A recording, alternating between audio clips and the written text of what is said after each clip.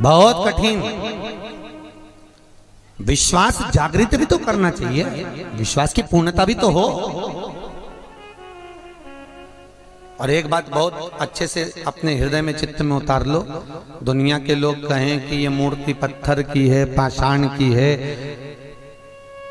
सब कुछ है, पर यदि आपका भाव प्रबल है, आपने अगर मूर्ति में भी भगवान का दर्शन किया है, तो वो भगवान उसी में से प्रकट होगा और दर्शन देगा, ये पक्का है। उसी में से प्रकट होगा और दर्शन देगा।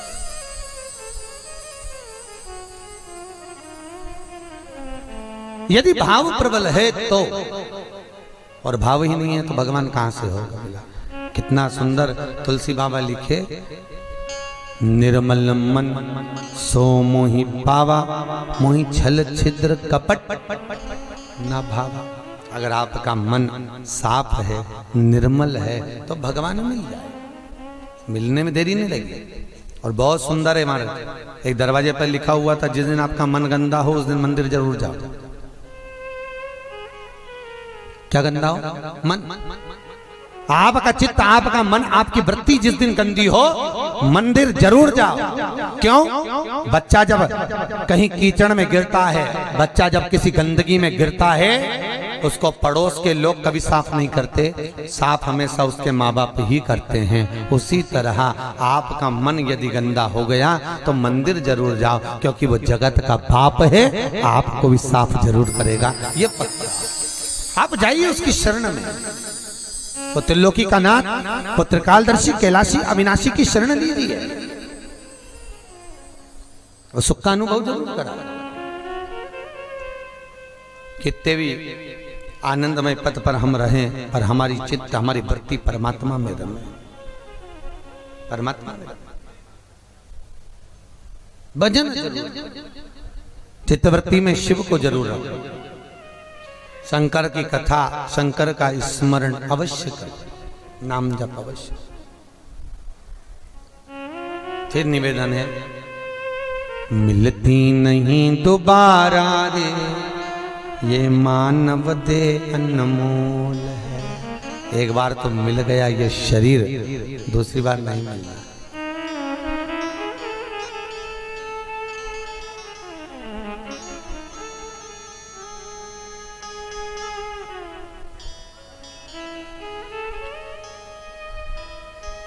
बड़ी मुश्किल से मिला, और मिला उस तत्व को हम जाने। पार्वती शिव का मिलन, मंगल विवाह बड़े आनंद से हुआ, गौरा शंकर का विवाह हुआ, पार्वती मैया विदा हो रही है। शास्त्र कहता है, बेटी की विदाई में जितनी मां नहीं रोती, उससे ज्यादा उसका बाप रोता है। कौन रोता है? बाप। क्यों?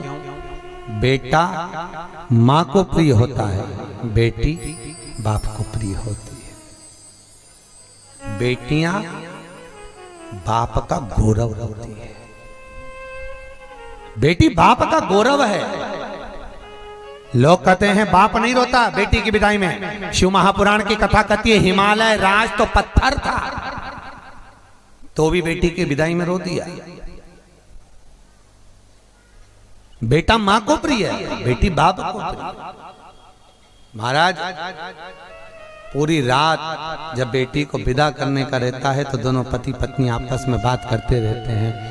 और देख लेना, उसको कुछ लगता हो तो पेटी में रख देना, सामान और कुछ लाना हो तो बता दे, उसकी शादी है, वो जा रही है, उसको जो अच्छा लगे मैं और ला कर देता, उसको जो श्रेष्ठ लगे मैं और ला देता। उसका विवाह है, वो जाए। कुछ और लगता हो तो बताओ। दुनिया के लोग कहते हैं कि महाराज बेटियां बाप से बहुत कुछ लेकर जाती हैं, दहेज वगैरह ये सब, परंतु शिव महापुराण की कथा कहती है बेटियां बाप से दहेज नहीं लेकर जाती, बेटियां बाप का आशीर्वाद इतना लेकर जाती हैं कि उनका विल पावर इतना मजबूत रहता है कि हर जगह वो कूद जाती हैं। हमारा पापा है, मेरा बाबुल है, मुझे दुख नहीं है। मेरे पापा हैं, और जब जब बेटी को अगर कोई तकलीफ आती है तो तुरंत उसी समय पर कह देती है, पापा आप हो, मुझे क्या दुख है।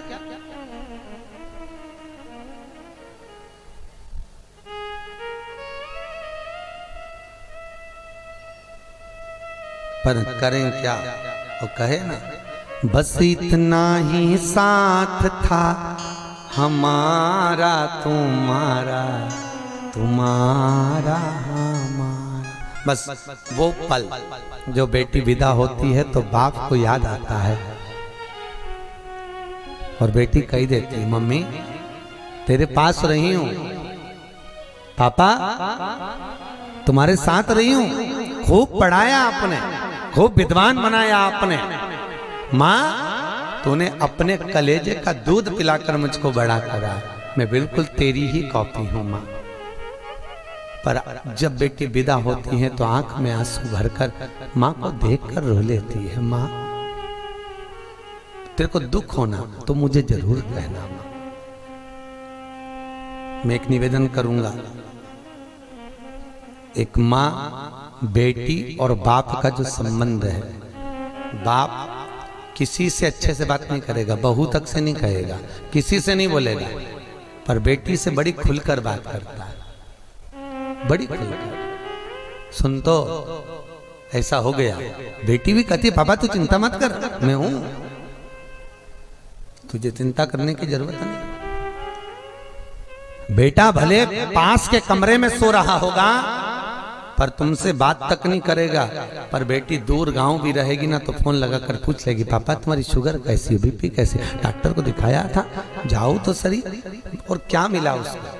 और कभी नहीं कहती पापा ये हमको देना, जमीन जायदाद गाड़ी बंगला, भले बेटा कैसा भी है तुम्हारा, पर बेटियां कहती सब आप उसको दो, पर बाबुल तेरा आशीर्वाद बनाकर रखना, इतने दूर मत बिहा देना कि मैं तुझसे मिलने के लिए तरस जाऊं बाबुल। कहीं हम लोग कथा करने जाते हैं, एक बार कहाँ कथा थी, चेन्नई में कथा थी, एक हमारे यहाँ सीहोर में पुराने समय में एक ब्रेड वाले हुए खजांची लाइन में, शर्मा परिवार, तो वो शर्मा परिवार की बहन बेटी चेन्नई में थी। हम कथा करने के लिए जब महेश्वरी भवन गए, या चेन्नई से बिन्नानी जी आए, तो महेश्वरी भवन में कथा करे तो उनको मालूम पड़ा कि हमारी यहाँ से कोई गुरुजी आए हैं, तो उनने सोचा चलो कोई नहीं, बहुत उम्र की थी, बहुत उम्र की, लगभग उम्र होगी उनकी 80 साल 70 से, तो कि मेरा भतीजा आया कथा करने, हमारे गांव का आया तो हमारा भतीजा आया।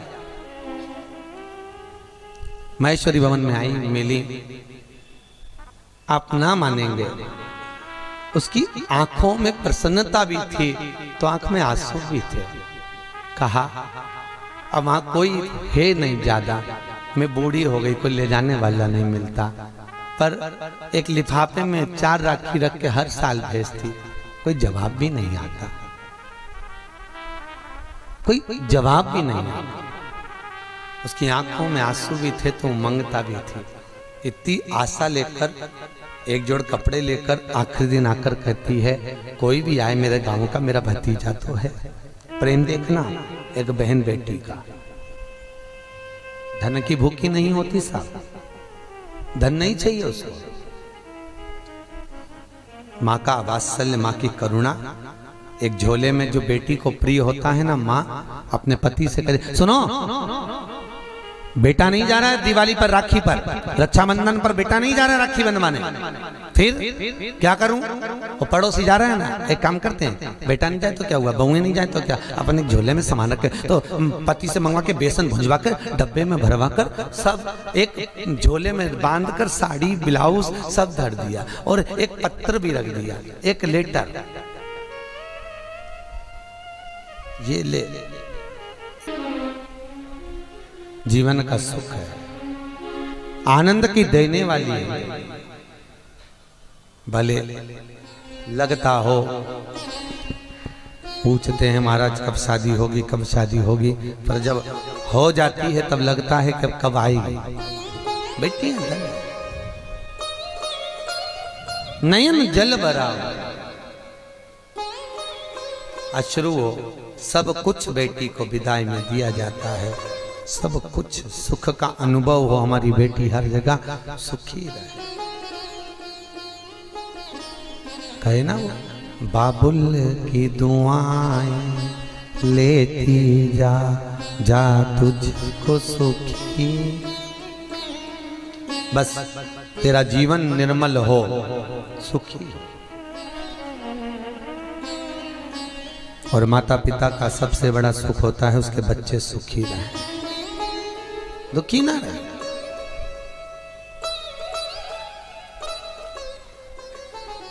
बेटी जब जन्म लेती है, उसके जन्म लेने के दूसरे दिन से उसके विदाई की तैयारी करना चालू हो जाती है। जन्म के दूसरे दिन से एक एफडी करा दो, बड़ी रहेगी, शादी होगी तब निकालेंगे, दे देंगे।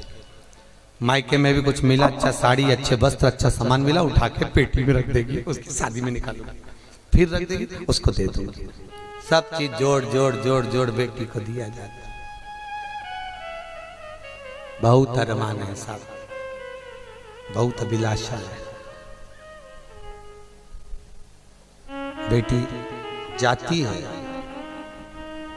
एक रात्रि पहले पूरा घर घूमती है।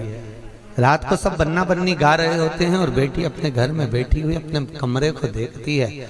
मैं इसी में बड़ी हुई हूँ, इसी घर में पाल पोस कर बड़ी हुई हूँ, आज जा रही हूँ, सब छोड़ देती, सब कुछ, सारा सुख। अभी तक कितना सुख था उसके जीवन में। आज माँ सबसे पहले भोजन बनाती थी तो बेटी को खिलाती थी, और माँ सबके लिए भोजन बनेगा, आखिरी में तू खाएगी। सुख का, सुख का अनुभव। महाराज बेटी है ये साधा। पार्वती जी विदा हो रही हैं, नयन जल है। और बेटी को फिर निवेदन करूंगा, आप बेटी की विदाई में धन संपदा सत्ता भले मत दो, पर बेटी की विदाई में श्रेष्ठ संस्कार देकर जरूर विदा करना, जिससे किसी का घर अच्छा बने और किसी का जीवन सवरे। कुछ देना तो संस्कार। सही किया संतों ने, घर में कार वाली बहू मत लाओ। अगर घर में लाना है तो संस्कार वाली बहू लाओ। कार वाली लाओगे तो रोज कार में बैठ के मायके भग जाएगी। संस्कार वाली लाओगे तो थोड़ा घर में सबको लेकर चलेगी, टिकेगी, बोल चाल व्यवहार में आनंद होगा। और बहू कौन लाया? जम के बोलो जरा, आप। कौन लायो? आप।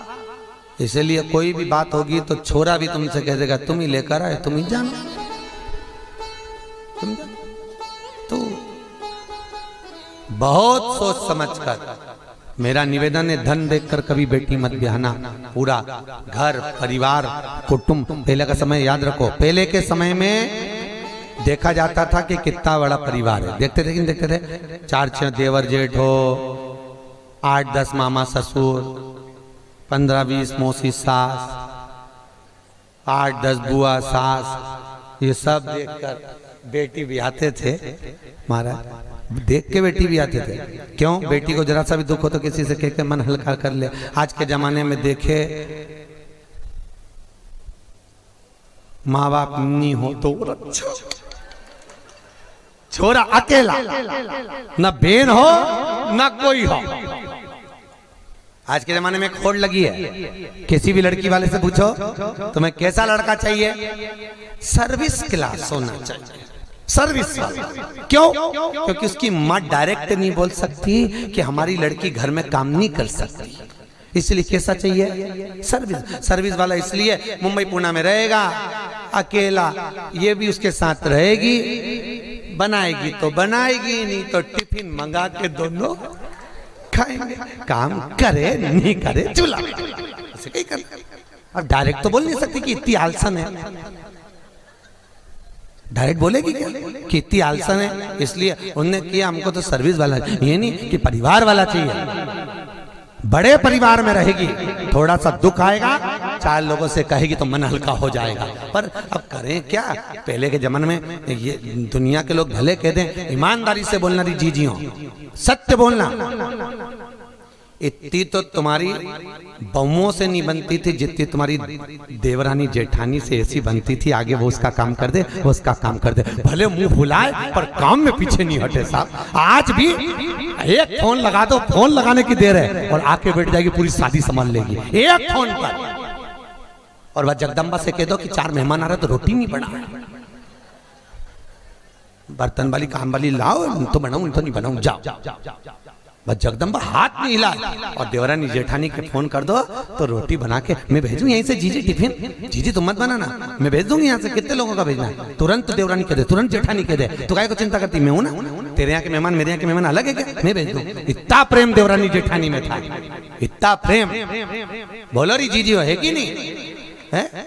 और वह जगदम्बा से कह दे कि 4 मेहमान आई तो उतना में मुंह फुला के कमरा में पड़ी जा और टीवी खोल के बैठ जा या मोबाइल पर गेम खेले।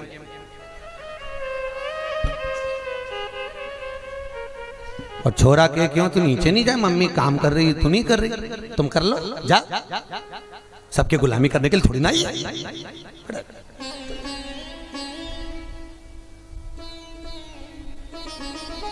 मत करो, बिल्कुल मत करो। निवेदन है, ओल्ड इज गोल्ड। सास इतनी भी बूढ़ी नहीं हुई है, सब करना जानती है, पर वो बहू पर विश्वास करना भी जानती है कि ये करेगी, इसको सिखा दो, 10 लोग भी आए तो सीखे। फिर निवेदन करूंगा, सास गाली दे देने दो, अपशब्द कहने दो, ताना दे देने दो, अपशब्द ताने पर ताना देवी तो देने दो, बिल्कुल देने दो उसको। तुम तो अगर तुम्हारे माता पिता ने संस्कार अच्छा दिया है तो वो गाली देने, तू आरती गाना, तेरा तुझको प्याला, तेरा कहीं जाए। और ज्यादा आप शब्द बोले तो दूसरी वाली आरती गा, अपने यहाँ तो 33 कोटि देवता की अलग अलग आरती, दूसरी गा लो, अम्बे तू है जगदम्बे काली, जय हो उज्जैन वाली, हम सब उतारे थारी, तेरे घर के बहू बेटे पे भीड़ पड़ गई भारी। क्यों अब शब्द बोले, ताना ना दिया जाए, आड़ा टेढ़ा ना कहा जाए, गालियां ना दी जाए। वो गाली दे तो और सास रूठे तो बहू से निवेदन है, इतनी सज धज के खजूर वाली चोटी करके एक आंख में काजल लगा के डोकरी का पत्ता चली जाए, और डोकरी भी हंस दे कि काकी पैदा हुई दे, काकी हुई। और बहू रूठे तो सास से निवेदन है, एक बार चल के कह दो, चल चल खाना खा ले, नोटंकी मत कर, जिस दिन से ब्याह करके आई सारी नोटंकी देख रही था, चल उठ। और नहीं उठे तो कह दो, चल जल्दी, नहीं उठे तो भी कह दो, और देख पाँव के बाद छिपकली पड़ी। ये प्रेम की बात है साहब, संबंध प्रेम का होना चाहिए, उठाने के भी तरीके होना चाहिए। चल तो सरी, तू मेरी है मैं तेरा हूं, चल। संबंध प्रेम में कुछ भी हो सकता, कुछ भी, तू चल, तू मेरे साथ। महाराज पार्वती जी को ज्ञान दिया जा रहा है, विदा करने से पहले माता पार्वती को ज्ञान उपदेश सौभाग्यवती नारियां दे रही हैं। कितना सुंदर चरित्र, ध्यान रखना। पहले बेटी विदा होती थी, उसको सौभाग्यवती माताएं विदाई से पहले ज्ञान देती, पार्वती को भी ज्ञान दिया जा रहा है। ए बेटी ससुराल में रहियो तू चांद बन के, बोलो तुम भी बोलो, ओ बेटी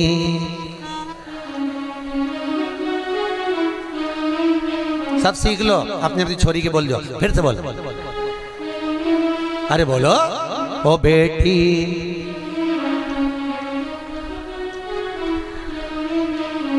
हीरा और पन्ना की दुकान बन के,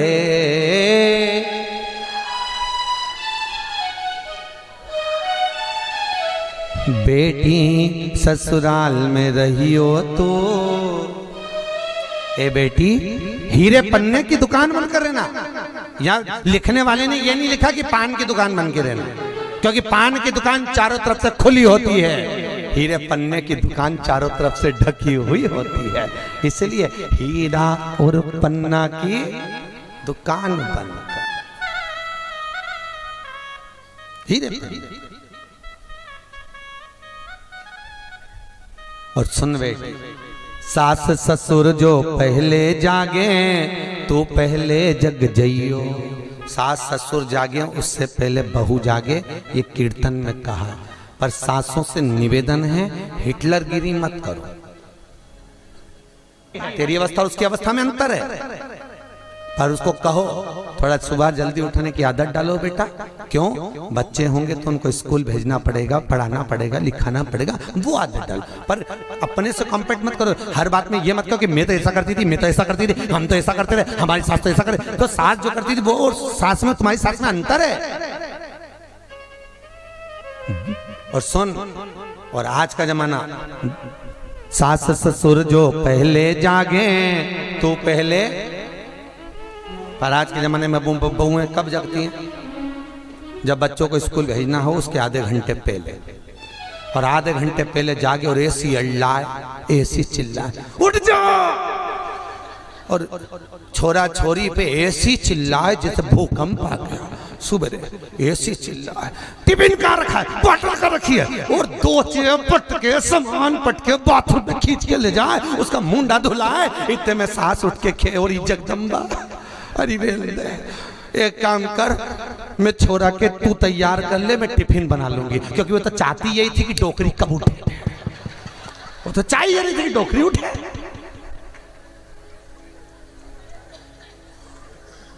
वो तो यही चाहे कि डोकरी उठे, काम करे। ठीक हो गई? हाँ, बैठ जाओ, चिंता मत करो, शंकर की कथा है, शमशान में ही चल रही है डायरेक्ट, बिल्कुल चिंता नहीं करना। ये सबके चिंता लगे, पर व्यासपीठ पे से हम कहे साहब विश्वनाथ बेटा काहे की चिंता करना, कई कर चिंता करके।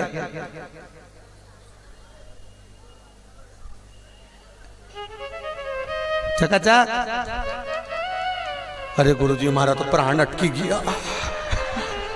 कहीं नहीं, कहीं नहीं, जितना भी हुआ था उतनी देर में एहसास तो हुआ कि जीवन का कोई मोल तत्व नहीं है, कब चले जाए जीवन का कोई ठिकाना। इसलिए कह रहे मस्ती में जियो, क्या किसको रोइए, चादर तान के सोइए। आग लगे बस्ती में अपन रहे हो, वही खजूर वाली चोटी चक्कर है, क्या करना, किसके लिए रोना, मस्त है। इस्माइल दो, मुंडा उतार के मत बैठो, अच्छे से स्माइल, और रो भी मत, स्माइल, चकाचक हो गए, काहे को टेंशन लेना, चक्कर रही, खाओ पियो। फिर वही वाली बात है, अपने घबराने की जरूरत नहीं। शिव पुराण सुनिए, यमराज से भी भिड़ जाए, वे लेने आए तो कहते हैं तेरे साथ तो नहीं जो उड़े कालिया, उसके साथ मत जाना। अपने तो देखो, बस अंतर भगवान में और यमराज में यही अंतर है। हमारे द्वारका नाथ के पास, हमारे ठाकुर जी के पास में 4 व्हीलर गाड़ी नहीं है, उसके पास 2 व्हीलर है, और यमराज के पास में ब्लैक कलर की स्कॉर्पियो है। बस अंतर इतना, दोनों में बैठने में सबसे ज्यादा फायदा किसके साथ है, बोलो तो सरी। 2 व्हीलर में, 4 व्हीलर में जाओ तो वो उनंग तुम इनंग है, और 2 व्हीलर में अब नहीं बोलूं मैं तो, रेल स्वामी जी बैठे कहीं बोलूं, और 2 व्हीलर बोल ही है, बोल दो, और 2 व्हीलर वो चलाए और कहीं करे 2 व्हीलर। भगवत आए, भगवान स्वयं आए तो जीवन का सुख है महाराज। सारे सुख देने के लिए बेटी को भगवान विदा कर रहे हैं। हिमालय राज बेटी विदा होती हैं, कहा जितनी बने सेवा के प्रकल्प को आगे बढ़े, सेवा करो। और जितनी सेवा करोगे उतना सुख का अनुभव होगा। सेवा करे। पार्वती जी विदा हुई, पहुंची हैं कैलाश पर। सुंदर सुख समाहित होता है। भगवान शंकर के तेज पुंज को ले जाकर अग्निदेव ने सूर्य देव की साक्षी में गंगा जी में विसर्जन किया। गंगा मैया के जल में भगवान शंकर का तेज पुंज पहुंचा तो गंगा के जल से भगवान शंकर के तेज पुंज से 6 पुत्रों ने जन्म ले लिया। कितने पुत्रों ने जन्म लिया है? 6। अब गंगा जी के जल में जब 6 पुत्र जन्म ले लिए, वो 6 पुत्र रोए तो एक साथ, दूध पिए तो एक साथ। गंगा मैया बड़ी तकलीफ में हो गई। गंगा जी ने संतों की पत्नी कृतिकाओं को बुलाया और कृतिकाओं को बुलाकर कहा, हे कृतिकाओं, तुम ये इन बच्चों का पालन करो। 6 कृतिकाएं 6 ही बालक को ले गई। अब बालक रोते भी साथ में, दूध भी साथ में पीते, बड़ी दुखी हो गई कृतिकाएं। कृतिकाओं ने कहा कुछ तो करना पड़ेगा। कृतिकाओं ने बालक को सुलाया, हाथ में जल लिया। अगर हमारा सात्वित्व प्रबल है, हमने अपने पति की सेवा परमेश्वर मानकर करी है, तो ये 6 की 6 एक हो जाए। जैसे ही कृतिकाओं ने जल छोड़ा, वो 6 बालक एक हो गए, परंतु उनके मुख 6 रह गए। मुख कितने हैं? 6। शरीर एक। कृतिकाओं ने एक करा, गंगा जी ने उसका नाम कार्तिकेय रख दिया। क्या नाम रखा है? कार्तिकेय नाम पड़ा। पार्वती जी को मालूम पड़ा कि भगवान शंकर के तेज पुंज को गंगा जी में विसर्जन किया। क्रोध में आ गई माता पार्वती, और पार्वती माता ने सूर्य देव और अग्निदेव को देखकर कहा, अरे सूर्य नारायण, हे अग्निदेव, तुमने मेरे पति के तेज पुंज को गंगा को दिया है। मैं तुम्हें श्राप देती हूं कि तुम्हारी कबूतर की योनि हो जाए। काय की योनि? कबूतर। और ध्यान देना महाराज, हिंदू धर्म में सारे पक्षियों को पालने का प्रमाण है, पर हिंदू धर्म में कबूतर को पालने का प्रमाण नहीं है, क्योंकि कबूतर श्रापित पक्षी, श्रापित। हमारे हिंदू धर्म में यहां तक है कि कौवे तक को भोजन कराने का प्रमाण है, पर कबूतर को नहीं, क्योंकि ये श्रापित है। सूर्य अग्नि को श्राप दिया है कि तुम कबूतर की योनि में पड़ोगे, तुम कबूतर की योनि में जाओगे। और वो कबूतर की योनि में गए। तो आज भी हमारे यहाँ हिंदू शास्त्र धर्म कहता है कि जिसकी छत पर कबूतर की बीट पड़ती है, उसके घर में कभी शांति, सुकून और लक्ष्मी नहीं टिकती है। उसके घर में कभी शांति का अनुभव नहीं होगा। अगर कबूतर छत पर बीट कर रहा हो, गंदगी कर रहा हो, तो घर में शांति नहीं रह सकती, लक्ष्मी नहीं टिक सकती। उसके घर में 1 रुपए कमाएंगे, 1.25 रुपए खर्च होगा, पैसा नहीं टिकेगा। कबूतर की बीट अगर श्रापित हुए। गंगा मैया से पार्वती ने विनती करी, कार्तिकेय को गोदी में लिया, लेकर गई। जब कार्तिकेय को लेकर पहुंची है माँ जगत जननी जगदम्बा, जब कार्तिकेय को लेकर पहुंची, तब कार्तिकेय को आज्ञा दी और तारकासुर का संहार करवाया। तारकासुर को मारा। तारकासुर को मारकर आए तो तारकासुर के 3 पुत्र थे, तारकाक्ष, विदुन्माली और कमलाक्ष। कितने पुत्र हैं? 3। इन तीनों को लगा कि हमारे पिता को तो मार दिया, पर यदि हम इनसे बेर लेते हैं तो ये हमको भी मारेंगे। एक काम करते हैं, पहले तप कर कर थोड़ा बल इकट्ठा करते हैं। तप किया। तप करने से भगवान ब्रह्मा प्रकट हुए, मांगो तुम्हें क्या चाहिए। तारकाक्ष, विदुन्माली और कमलाक्ष की तीनों ने एक ही बात कही कि हमको 3 पुरियों का निर्माण करना। पुरी मतलब जानते हैं, जैसे जगन्नाथपुरी एक स्थान, एक जगह, एक धाम, एक नगर, एक बस्ती। हमें 3 पुरियों का निर्माण कर दो, जहां के राजा हम तीनों बनकर बैठे हैं। और 3 पुरियां, एक सोने की, एक चांदी की और एक लोहे की चाहिए, और तीनों उसमें रहेंगे।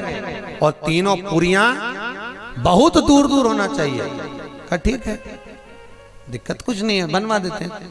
और सुनो ब्रह्मदेव, हमें 3 पुरियों का निर्माण कर दो जहां के हम राजा बनकर बैठे, पर याद रखना ब्रह्मा जी हमारे कभी प्राण ना छूटे। ब्रह्मदेव ने कहा यह तो कभी नहीं हो सकता कि प्राण नहीं छूटे, मरना तो पड़े भाई। भले गुलाब जामुन खाओगे तो भी मरोगे, नहीं खाओगे तो भी मरोगे। मरना तो है, चाहे तुम रोज बादाम छील के खाओ, चाहे छिलके वाली खा जाओ, मरना तो है।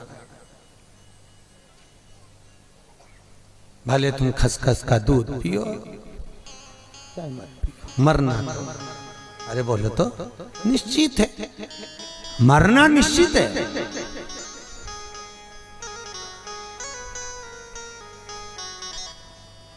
बहुत ध्यान रखिए महाराज। वो जयपुर की बच्ची एक बार फोन लगाकर बोलती है, गुरुजी आप कथाओं में उपाय बताते हो पर ईमानदारी से बताएं गुरुजी, मैंने कभी कोई गलत व्यसन नहीं करा, मैंने अपने बॉडी को मेंटेन कर कर चली,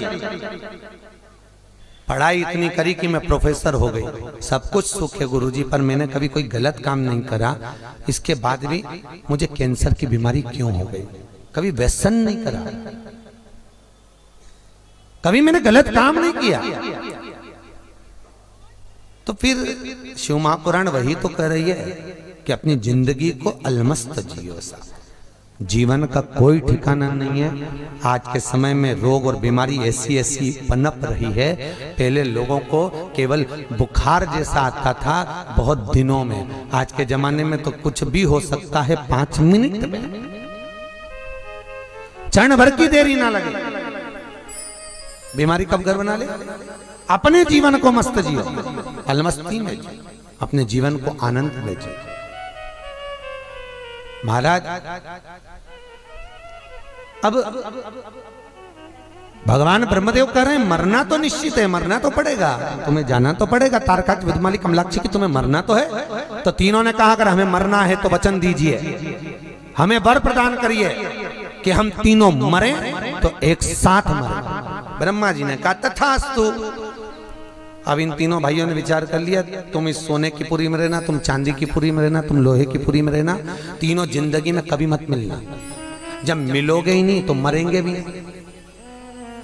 मरना कभी जब तीनों एक साथ मरे, तीनों अलग अलग रहे। अब तीनों अलग अलग हो गए, इतना उपद्रव मचाया, इतना उपद्रव मचाया, सारे देवता मिलकर भगवान भोलेनाथ के पास गए। भोलेनाथ, शंकर भगवान ने कहा चिंता मत करो, क्या करा जाए, इनको मारे कैसे? शंकर भगवान ने कहा इन तीनों को एक जगह पर लाना पड़ेगा। तो कि ये तो बड़ा मुश्किल काम। तो भगवान ने कहा 33 कोटि देवता सब पशु बन जाओ और मैं तुम्हारा पति बन जाता हूं। शंकर भगवान का एक नाम हो गया पशुपति नाथ। तुम पशु बनो, मैं तुम्हारा पति बनूंगा। 33 कोटि देवता पशु बन गए। शंकर भगवान ने कहा इनकी पुरी में प्रवेश कर जाना। जब इतने सारे पशु अंदर जाएंगे ये सिंहासन छोड़ के भागेंगे, भागते भागते इनको एक जगह पर इकट्ठा करेंगे। इकट्ठा कर कर शंकर भगवान बोले मैं मार दूंगा। अब पशुओं में एक बड़े पशु का रूप, भगवान शंकर ने एक बड़ा नंदी का रूप लिया, सारे पशुओं को दौड़ा दौड़ा कर भगाया। सारे देवता जैसे ही भागे इनको इकट्ठा करा।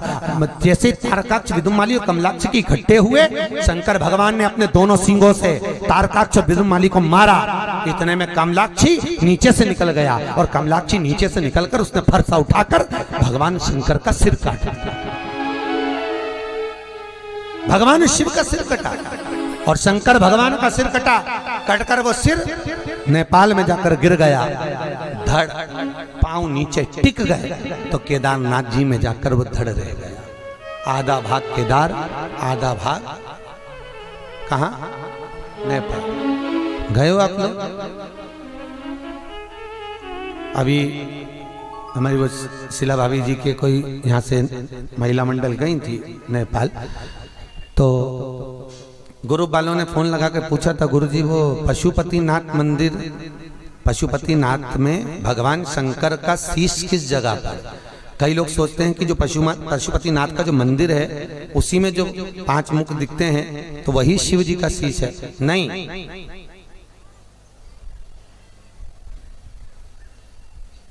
भगवान शंकर का जो शीश है, भारत की भूमि पर 11.5 ज्योतिर्लिंग है। आधा ज्योतिर्लिंग जब हम नेपाल जाते हैं और वहां पर हम डोलेश्वर महादेव का जब दर्शन करते हैं। कौन सा महादेव? डोलेश्वर। पशुपतिनाथ मंदिर से 22 किलोमीटर की दूरी पर है डोलेश्वर। डोलेश्वर नाथ मंदिर का जब दर्शन करते हैं तब जाकर 12 ज्योतिर्लिंग का सुख हमारे जीवन में प्राप्त होता है। भगवान शंकर का नाम पशुपति नाथ। भगवान ने देखा कमलाक्ष के नीचे से निकल गया शीश कटा। भगवान क्रोध में लाल हुए, शंकर भगवान उसी धड़ में से प्रकट हो गए, हाथ में त्रिशूल लिया और मारने के लिए कमलाक्षी को मारा। कमलाक्षी को मारा, सामने तारकाक्ष भी आ गया, उसको भी वो त्रिशूल लगता है। विदुम्माली पीछे गया, भगवान शंकर ने त्रिशूल का पीछे का भाग उस विदुम्माली को मारा, तब जाकर तीनों के प्राण छूटे हैं। तीनों के प्राण गए और देवताओं ने आनंद किया, अप्सराओं ने नृत्य किया, चारों तरफ सुख का अनुभव हुआ। आनंद ही आनंद समाहित हो गया महाराज, चारों तरफ सुख ही सुख समाहित हो गया। आनंद हर हर महा। भगवान शंकर आनंद की राशि विराजमान होते हैं।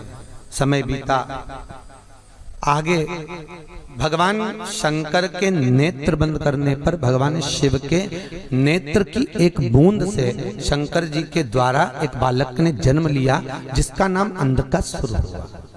क्या नाम पड़ा? अंधकासुर। बड़ा सुंदर। इस अंधकासुर का जो जन्म हुआ, पार्वती ने इसको गोदी में लिया। जैसे ही गोदी में लिया तो भगवान ने मना करा, ए पार्वती, इसको गोदी में मत ले। पार्वती कहती क्यों? ये तो आपके द्वारा प्रकट हुआ है, तो आपका ही तो पुत्र है। भगवान कहते हैं ये मेरा पुत्र नहीं, मेरे नेत्र बंद करने के बाद प्रकट हुआ है, फेंक इसको समुद्र के अंदर डाल दो। पार्वती जी उसको समुद्र में फेंकने को तैयार नहीं, भगवान बार बार कह रहे हैं, ये मानने को तैयार।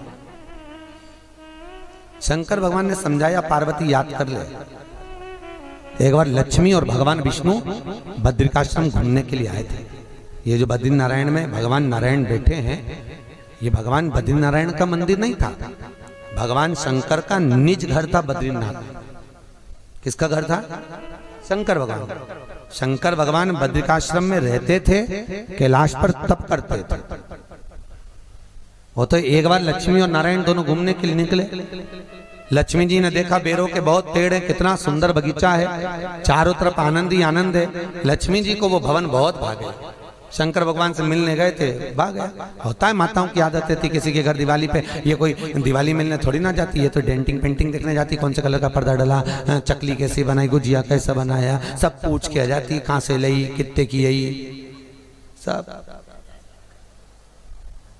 इनकी आदत। लक्ष्मी जी ने देखा बड़ा सुख है, बड़ा आनंद है। अब लक्ष्मी मैया तो बड़े आनंद में, जैसे ही पहुंची बैकुंठ में, माता लक्ष्मी ने भोजन करना बंद कर दिया। भगवान विष्णु ने पूछा, लक्ष्मी क्या हुआ? लक्ष्मी जी बोले, मेरे को मन में भोजन नहीं भा रिया, क्योंकि दूसरी चीज भाग गई ना, तो भोजन काय को भाएगा?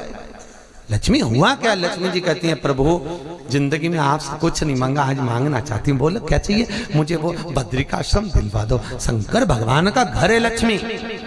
लक्ष्मी जी बोली, तो क्या हुआ? किसी का घर है तो? भगवान विष्णु बोले, हर किसी के घर में कब्जा कर लेंगे क्या? नहीं नहीं प्रभु, आप तो मेरे को कुछ भी करो, पर वो बद्रिकाश्रम।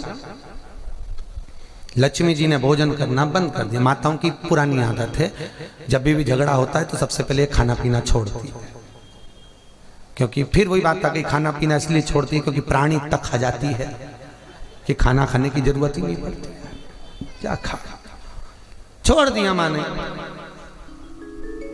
भगवान विष्णु ने कहा, लक्ष्मी मान जा। लक्ष्मी नहीं मानी तो भगवान ने कहा, ठीक है मैं तेरे को दिलवा दूंगा, तो चिंता मत कर। आज भगवान शंकर ने छोटे से बच्चे का रूप लिया। अलकनंदा नदी के घाट पर भगवान विष्णु रोने लगे। पार्वती के कानों में शब्द गया। पार्वती ने शिवजी से कहा, भोलेनाथ कोई बच्चा रो रहा है, कोई माँ अपने बच्चे को भूल कर चली गई है। शंकर भगवान लक्ष्मी पार्वती जी से बोले, चुपचाप बैठी रहे, चुपचाप बैठ। बिल्कुल। पार्वती जी बोली, तुम्हें दयालु और तुम बोले ना, तो तुम्हें दया नहीं आ रही। शंकर भगवान बोले, दया उस पे करी जाए जिस पे करना चाहिए, चुपचाप बैठी रहे। पार्वती जी बोली, भोलेनाथ आप दयालु होने के बाद भी ऐसा कर रहे हो, मैं जाऊंगी उस बच्चे को देख के आऊंगी। और पार्वती जी जाने लगी। शंकर भगवान बोले, पार्वती मत जा, समझा कर जरा। पार्वती गई। भगवान विष्णु इतने छोटे से बच्चे के रूप में उनको उठा के ले आई, और पार्वती लेके आके शंकर जी से कहती, कितना सुंदर बालक है। शंकर भगवान तो आंख बंद करके बैठ गए, क्योंकि उनको मालूम है नारायण है, उनको तो मालूम है। आंख बंद करके भगवान मुस्कुरा रहे, धीरे धीरे आंख खोलकर देख रहे। भगवान शंकर बोले, पार्वती वापिस छोड़ कर आओ इनको। पार्वती जी बोली, छोटा सा बच्चा ठंड में मर जाएगा बेचारा, मैं लेके आ गई तो क्या दिक्कत है? कोई माता बेचारी भूल के चली गई होगी। पार्वती तुम जानती नहीं हो, किसी की औलाद अगर गोदी लेते हैं, औलाद गोदी आ जाती है तो जायदाद देना पड़ जाती है। पार्वती जी बोली कैसी बात करती, इतना छोटा सा बच्चा कोई जमीन जायदाद मांग रही है, मत रेर की। अब लक्ष्मी माता पार्वती ने भगवान को रख लिया गोदी में। समय आया, शाम हो गई। अब शंकर पार्वती का रोज का नियम शाम के टाइम में घूमने जाए। 33 कोटि देवता में केवल एक देवाधिदेव महादेवी कैसे हैं जो पार्वती के साथ रोज शाम होते से नंदी पे चढ़ के घूमने निकल जाए रोज। अच्छा होता है रोज रोज पड़ोसन अपने पति के साथ घूमने जाए तो जो पड़ोस में रहे उनका हालत जान तो यूं पड़ी जा।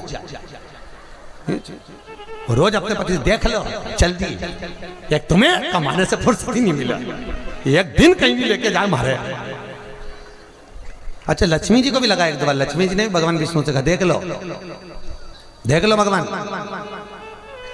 भगवान विष्णु बोले क्या है, वो देख लो भोलेनाथ पार्वती को लेकर तुरंत घूमने निकल गए। और एक आप कभी लेके नहीं जाते। भगवान ने कहा चल अभी तैयार हो लेके जाऊं। जो लक्ष्मी जी तैयार होने गई, बैकुंठ का 8 दरवाजा का ताला लगाया, 24 खिड़कियों में ताला लगाया, तैयार होकर जैसी आई तो अंधेरा हो गया। भगवान बोले अब तो अंधेरा हो गया। लक्ष्मी जी बोले फिर कहेगा नहीं तो क्या अब तो कल चलेंगे। इतने में लक्ष्मी जी ने कहा प्रभु एक बात बताओ, जैसे शंकर जी बोलते हैं पार्वती तैयार होकर चल जाती, इनके ताला माला नहीं लगता क्या? तो भगवान बोले कुछ होए तो लगे, अब कुछ है ही नहीं तो ताला क्या लगा? तो थोड़ा बहुत तो सामान होगा, थोड़ा बहुत तो होगा ना। तो इतने में भगवान नारायण बोले थोड़ा बहुत होता है। तो भगवान शंकर जब जाते हैं तो गले में से बब्बा को उतार के दरवाजे पे छोड़ जाते हैं। किसी के बाप में दम हो तो घुस के बता दे, कौन जावे जाए कौन।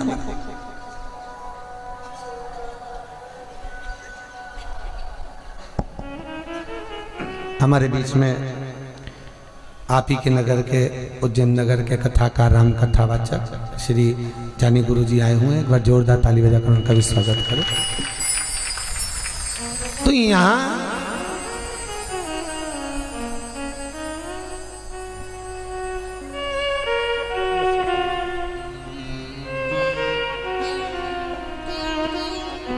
भगवान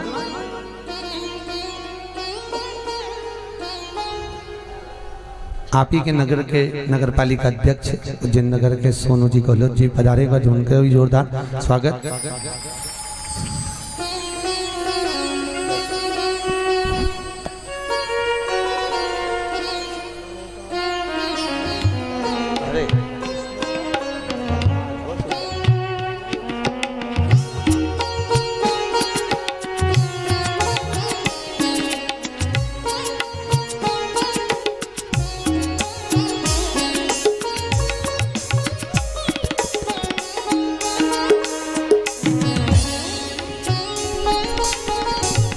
बोल काशी विश्वनाथ भगवान की हर हर। अब भगवान कह रहे हैं कि लक्ष्मी पार्वती छोड़िया उसको। पार्वती जी ने छोड़ा भवन में, लेकर भगवान शंकर पार्वती के साथ घूमने गए। वापिस आए तो दरवाजा बंद था। पार्वती जी ने बहुत विनय करी, अंदर कौन है दरवाजा खोलो। कोई दरवाजा खोलने को तैयार नहीं। अरे अंदर है कौन, दरवाजा खोलो। कोई नहीं खोलता। पार्वती जी ने भगवान से कहा भोलेनाथ या तो इस मकान में किसी ने कब्जा कर लिया है, निकलने को तैयार है। शंकर भगवान बोले तो खोल तो सही, खुलेगा दरवाजा खुला ही नहीं। पार्वती ने कहा अगर अंदर से दरवाजा नहीं खुला तो मैं श्राप दे दूंगी, दरवाजा खोलो कौन है। लक्ष्मी और नारायण दोनों बाहर निकले। दोनों ने कहा भोलेनाथ ये घर तो हमको भा रहा है, ये हमको दे दो। भगवान शंकर ने कहा रखो नारायण, आप ही का तो है, आप इसमें रहो। पार्वती जी रोती रोती बोली अपन कहाँ जाएंगे। भगवान बोले नारायण यहाँ रहेंगे, अपन केदारनाथ पे बस जाएंगे। अपना क्या, रमता जोगी बहता पानी कहीं पर भी जा सकता। चलो माँ। अब भगवान विष्णु ने कहा लक्ष्मी तेरे कारण भगवान शिव को अपना घर छोड़ना पड़ा है, तो इस मंदिर के अंदर मैं तेरे साथ नहीं विराजूंगा। मैं अंदर तो बाहर। आज भी बद्रिकाश्रम में नारायण अंदर हैं, लक्ष्मी बाहर है। भगवान शंकर जैसे ही जाने लगे तो भगवान विष्णु ने कहा भोलेनाथ मैं तुम्हारे बिना नहीं रह सकता, तुम मेरे बिना नहीं रह सकते, कुछ करुणा हो। शंकर भगवान ने कहा, नारायण आप बद्रिकाश्रम में बसोगे, जो भी इस बद्रिकाश्रम में आएगा साथ में चने की दाल लेकर आएगा, मेरा नाम लेकर तुम्हें समर्पित करेगा, तो उसे मनवांछित फल की प्राप्ति हो जाएगी। आज भी बद्रिकाश्रम को चने की दाल ही चढ़ती है। और नियम है बद्रिकाश्रम का, यदि आपने स्कंद पुराण का बद्रीश खंड पढ़ा होगा तो उसमें लिखा हुआ है कि चने की दाल को लेकर भगवान विष्णु के बद्रिकाश्रम मंदिर में भगवान शंकर का मंत्र जाप स्मरण कर कर जो भगवान के नारायण के चरणों में चने की दाल समर्पित करता है, उसका मनवांछित फल कामना 3 महीने में पूरी हो जाती है। 3 माह में स्कंद पुराण का बद्रीश खंड वर्णन महाराज। भगवान शिव आनंद की राशि आनंद स्थापित करे, चारों तरफ सुख समाहित होता है, आनंद स्थापित होता है, और जहां तहां सुख ही सुख आनंद कर रहा है। तो अंधकासुर को देखकर भगवान शंकर कहते हैं इसको फेंक दे, समुद्र में उठाकर डाल दे पार्वती। पार्वती कहती है आपका पुत्र है, नहीं फेंक सकते। शंकर जी ने बार बार कहा, तब पार्वती ने समुद्र में अंधकासुर को फेंका। अंधकासुर गया हिरण्याक्ष के पास, हिरण्याक्ष ने उसको पाल पोस कर बड़ा किया, बड़ा करा। एक दिन बेटे ने पूछ लिया, पिताजी मेरा जन्म किससे, मेरे माता पिता कौन? हिरण्याक्ष ने कहा तुम्हारा कोई माता पिता नहीं, तुम तो समुद्र में बहकर आए थे, मैंने पकड़ लिया, तुम्हारा पालन पोषण करा। हिरण्याक्ष के प्राण भगवान बरह ने अवतरण धारण कर कर प्राण ले लिए हिरण्याक्ष के। अंधकासुर अकेला हो गया। उसने तप करा, भगवान का वर प्राप्त करा, ब्रह्मदेव मुझे वर दीजिए। क्या वर चाहिए? मेरे प्राण ना छूटे। भगवान ने कहा प्राण तो छूटेंगे, दूसरा वर मांग लो। ब्रह्मा जी तुरंत बोल दिए, मरना तो निश्चित है, प्राण तो छूटेंगे, वर दीजिए। तो क्या वर दूं? प्राण ना छूटे। भगवान ने कहा प्राण तो छूटेंगे, तो और कुछ वर मांग। अंधकासुर ने कहा वर दीजिए, जिस दिन मैं अपनी मां को गलत दृष्टि से देखूं उसी दिन मेरे प्राण छूटे। क्योंकि अंधकासुर को यह मालूम था कि मैं किसी मां के द्वारा पैदा ही नहीं हुआ, मेरा कोई माता पिता है ही नहीं, तो मेरे प्राण छूटेंगे नहीं। पर अंधकासुर को यह नहीं मालूम था कि जब यह पैदा हुआ था, शंकर भगवान के नयन अश्रु के द्वारा जब जन्मा था, तो माता पार्वती ने इसको गोदी में उठाकर मां की करुणा प्रदान करी थी, मां की वात्सल्यता थी। जिस दिन मैं अपनी मां को गलत दृष्टि से देखूं उसी दिन मेरे प्राण छूटे। समय आया, अंधकासुर ने चारों तरफ हाहाकार मचा दिया। आज दूतों को कहा जाओ, जो जगत की सबसे सुंदर स्त्री हो उससे मैं शादी करूंगा, विवाह करूंगा, उसको लेकर आओ। दूतों ने कहा जो सबसे सुंदर थी उसको तो शंकर जी ले गए। जो जगत की सबसे सुंदर जगदम्बा भवानी मां मेरी दुर्गा महारानी जो सर्व सुंदर थी, उसको तो शिव ले गए। और होता है बहू से ज्यादा मेरी माताएं जो बुजुर्ग होती हैं, इनकी सुंदरता का व्याख्यान करा नहीं जा सकता साहब, क्योंकि अंतर है इन दोनों में। बहू पार्लर में तैयार होती है तो थोड़ी देर की सुंदर दिखती है, सास सत्संग में तैयार होती है तो बुढ़ापे तक सुंदर दिखती है। सुंदरता का भाव।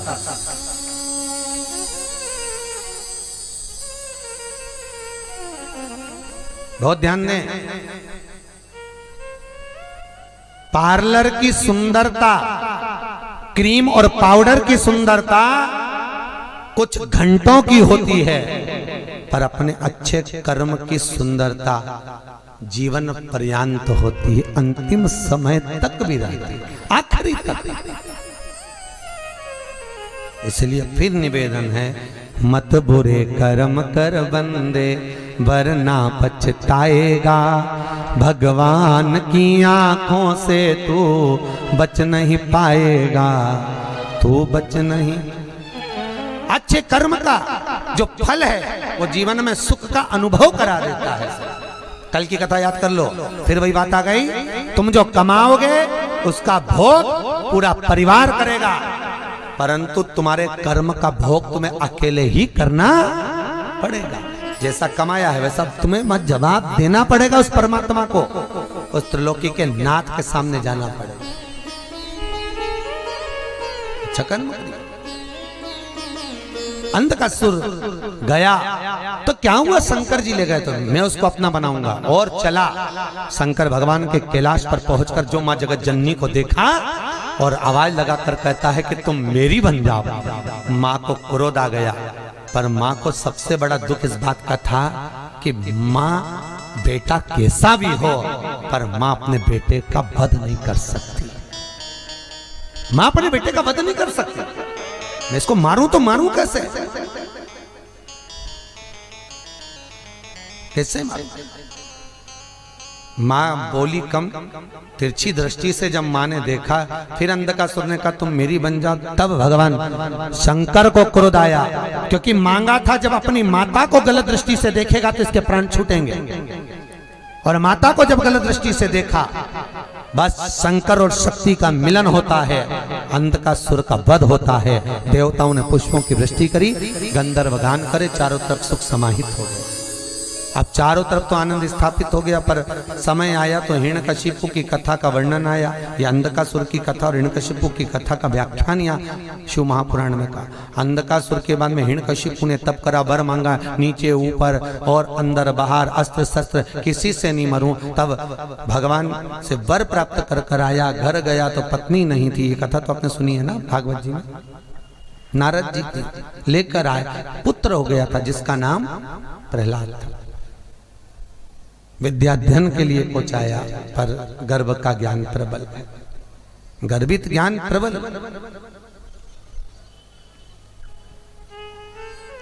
गर्भ के ज्ञान का प्रधानता है सर, बहुत ध्यान रखिए। एक बार पंढरपुर में कथा करने गए, वहां पर एक जजमान के यहाँ से बहू बोली गुरुजी हमारे यहाँ ना, हमने कहा जी जी आ जाएंगे। उनके यहाँ गए तो उसने सेब कतर के रखे, उसके 8 साल का लड़का 9 साल का, उस सेब की प्लेट उठा के भग गया। थोड़ी देर बाद बेचारी चांदी का गिलास में दूध भर के लाई, गरम गरम दूध, वो कपड़ा से लपेट के लाई थी। उसका छोरा फिर दौड़ के आया, वो दूध का गिलास लेकर चले गया, गरम की गरम घटर घटर पी गया।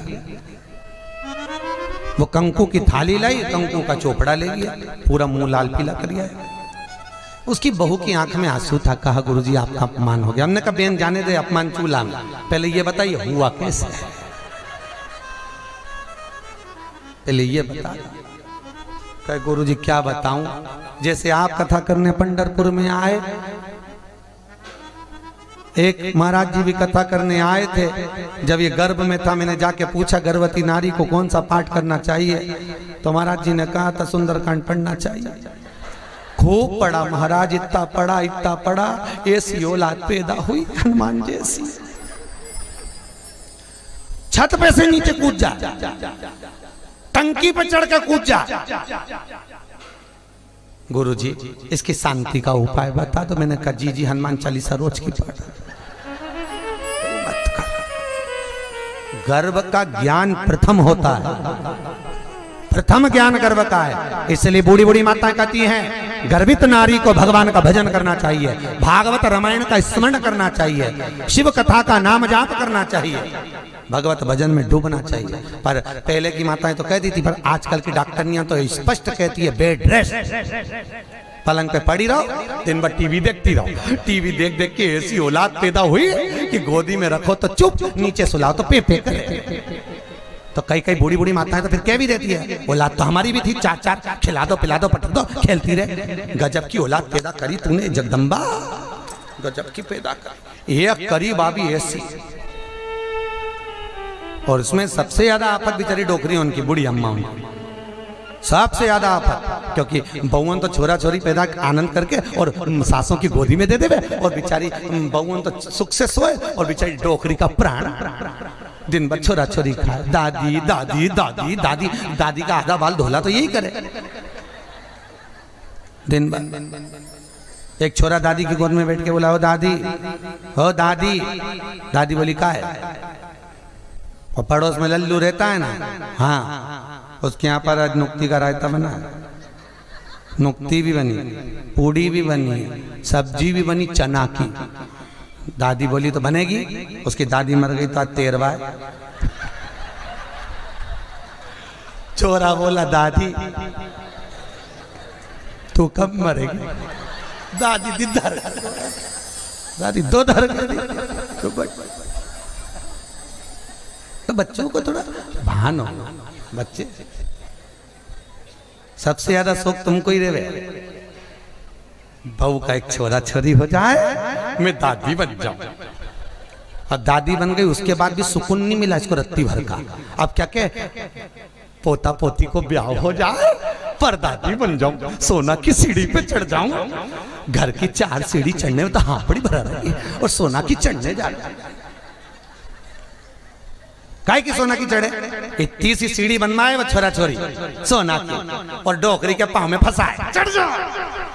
कोई चढ़े? फालतू की बात। गरुड़ पुराण का 7वां अंश अवश्य पढ़िएगा। कौन सा? 7वां, जिसमें लिखा है सोने की सीढ़ी जीते जी नहीं चढ़ाई जाती थी, सोने की सीढ़ी मरने पर चढ़ती थी। गरुड़ पुराण का 7वां अंश में लिखा है। कब चढ़ती है?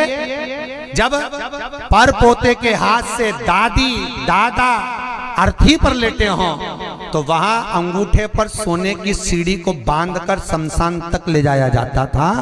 शमशान में खोलकर उस सोने की सीढ़ी को जमाई को दिया जाता था।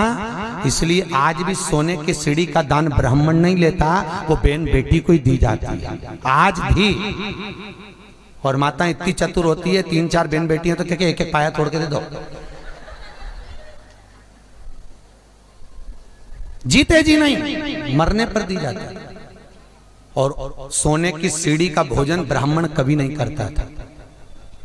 अब आज के जमाने में तो सोना सीढ़ी का इतना बड़ा फंक्शन हो कि सारा गांव खा के चले जाए, उनके मालूम तक नहीं कि मरे का भोजन। सोना सीढ़ी चढ़ी